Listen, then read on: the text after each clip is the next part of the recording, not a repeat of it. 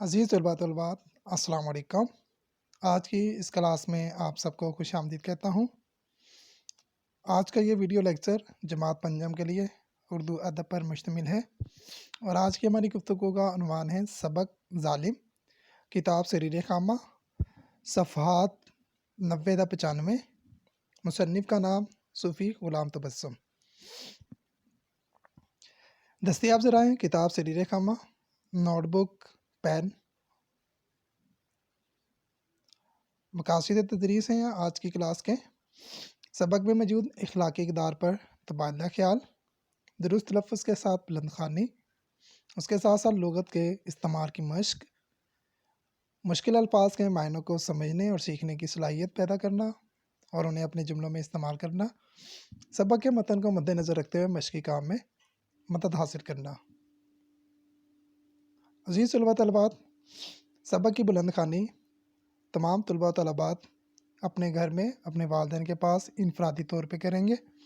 दौरान बुलंद ख़्वानी मुश्किल अल्फाज को ख़त कशीद करें और उनके मायनों को किताब में मौजूद फ़रंग में से तलाश करने की कोशिश करें और उन्हें ज़हन नशीन करें और अपनी कापी में तहरीर करें। इसके साथ साथ बुलंद ख़्वानी के दौरान अहम नुकात को ख़त कशीद करें और अपनी कापी में अहम नुकात को भी तहरीर करें। अज़ीज़ तलबा तलबात, आइए हम अगले टॉपिक की तरफ चलते हैं। हम सबक की बुलंद ख़्वानी अच्छे तरीके से कर चुके हैं और समझ चुके हैं कि सबक ज़ालिम एक इखलाकी पहलू पर मुश्तमिल एक कहानी है जो कि सूफ़ी ग़ुलाम तबस्सुम ने तहरीर की है। अज़ीज़ तलबा तलबात, इस सबक को मद्देनज़र रखते हुए इसके सबक के मतन को, सबक के अहम नुकात को और जो आपने अहम नुकात ख़त कशीद किए हैं और तहरीर की हैं उनको मद्देनज़र रखते हुए आपने इन सवालात के जवाबात तहरीर करने हैं। प्यारे बच्चों, जैसे कि आपको साबका क्लासेस में भी बताया जा चुका है कि मश्क़ी सवालात को हल करने का तरीक़ाकार ये होता है कि हमने किताब में से मदद हासिल ज़रूर करनी होती है, सबक के अहम नुकात में से मदद हासिल कर सकते हैं और जो दौरान बुलंद ख़्वानी आपने अहम नुकात ख़त कशीद किए हैं उससे रहनुमाई हासिल कर सकते हैं। सवाल का जो जवाब होता है वो आपने इनफरादी तौर पे अपने अल्फाज में तहरीर करना होता है, लेकिन सवाल का असल मफ़हूम बरकरार रहना चाहिए। हद अल्फाज जो होती है वो आपके सवाल के जवाब पर मुनहसर करती है। कम से कम आपका जवाब जो है वो 2 से 3 लाइनों में लिखा होना ज़रूरी है।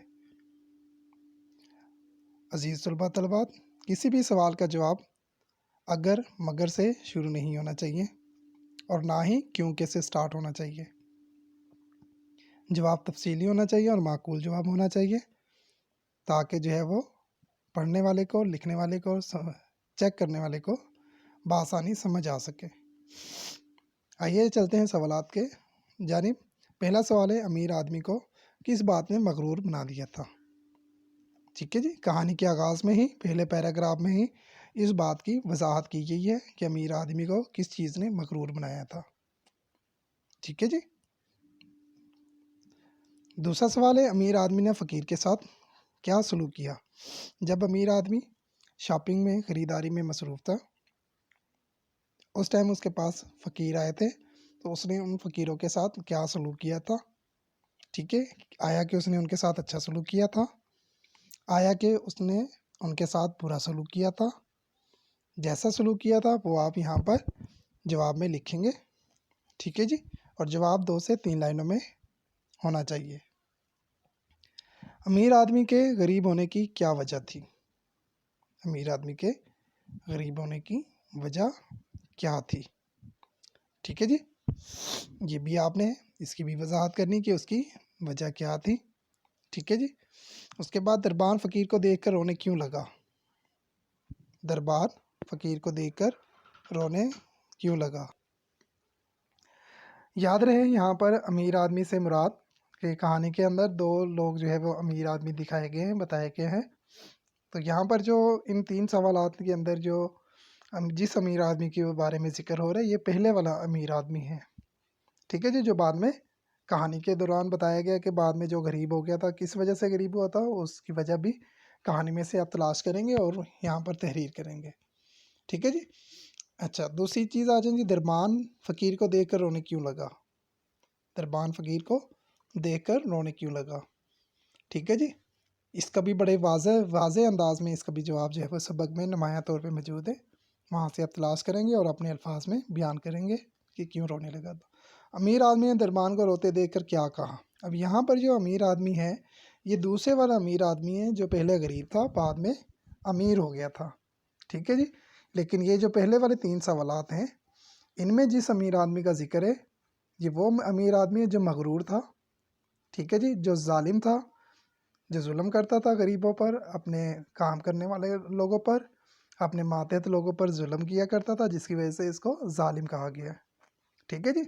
یہ پہلے 3 سوالات میں اس امیر آدمی کا ذکر ہو رہا ہے۔ جو اگلے 2 سوالات ہیں اس میں دوسرے والے امیر آدمی کا ذکر ہو رہا ہے جو پہلے غریب شخص تھا، اللہ تعالیٰ کے کرم سے وہ بعد میں امیر ہو گیا، ٹھیک ہے جی۔ تو یہاں پر ان 2 سوالات میں، آخری 2 سوالات میں اس دوسرے امیر آدمی کا ذکر کیا جا رہا ہے۔ عزیز طلباء، تحریری کام ہے سوال نمبر 1 جو آپ نے وضاحت کی ہیں ان کے تمام اجزاء کے جوابات آپ اپنی کاپی میں تحریر کریں گے اور اسکول میں مقرر کردہ اوقات میں آپ اپنا کام جو ہے وہ چیک کروائیں گے یا AIs پر اپلوڈ کریں گے۔